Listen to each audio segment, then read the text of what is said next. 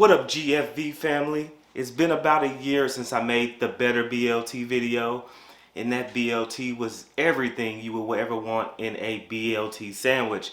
The flavor was there, the texture was there, and the bacon was chef kisses. But I thought to myself, why not make a video on the very heart of the sandwich? The bacon.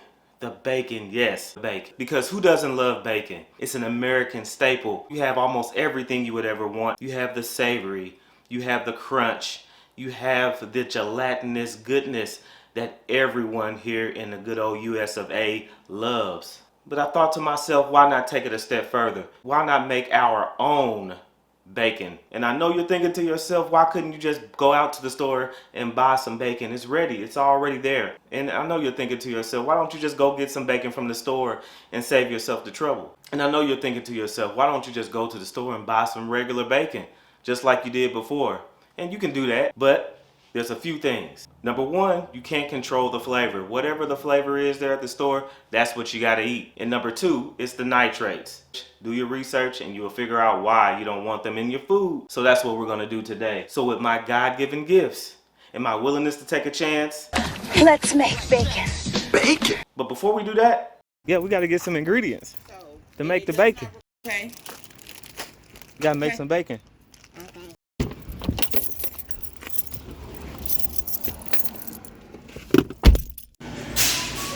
Some pumpkins for the kids. What's dark brown sugar?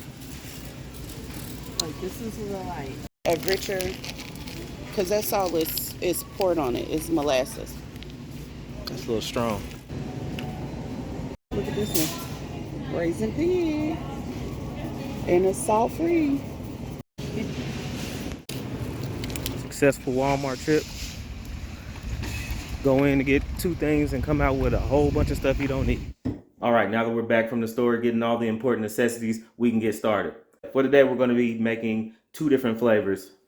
We got mesquite and we have hickory. I got a secret weapon right from the Amish store.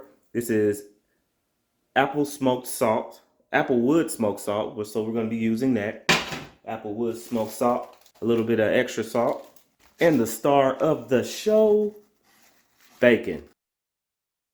All right, this part of the video I had actually lost power to my external audio, so you know us professionals have to do what we have to do and keep the show moving. So right now I am pouring my liquid smoke over my bacon, both the hickory and the mesquite.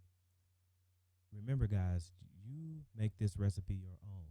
You make it how you want it. That's what the joy and the love of cooking is all about. So do it how you want to do it. We're going to add, in my recipe, we're going to add the applewood smoked salt.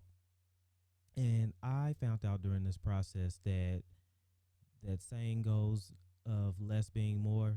This really applies to this part. So be as liberal as you want to, or be as conservative as you want to, but I'm using less of the specialty salt will go a long way. So the next part, you don't really have to add the extra salt if you don't want to, and you're going to be just fine. So if you don't have a specialty salt, just use a little bit of salt and your liquid smoke, and you're going to do just fine.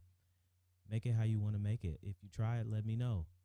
But that part is what we're doing, and we are seasoning on the bacon, and what you're going to do is wrap that up in either aluminum foil, or you're going to put the tops that actually came on with the Tupperware inside of the refrigerator for 2 to 24 hours. The bacon has been marinating all day, and you know what that means. All that flavor is now soaked into that bacon. You remember how it looked really pale and white at the beginning, and now you see it is soaked up all of that smoke?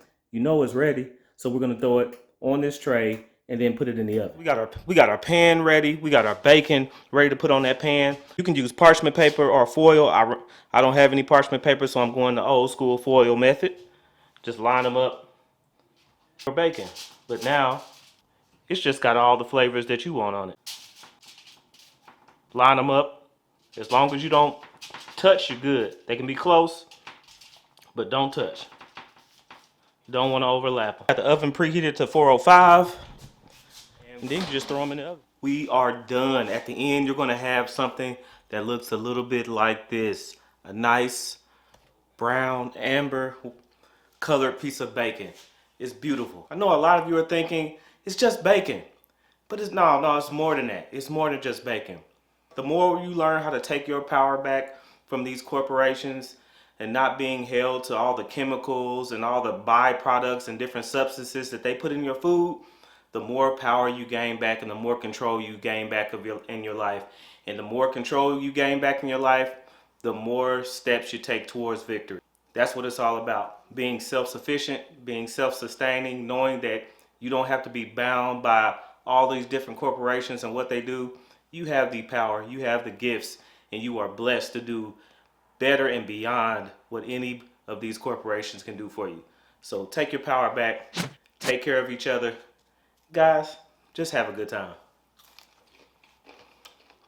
Until next time, peace.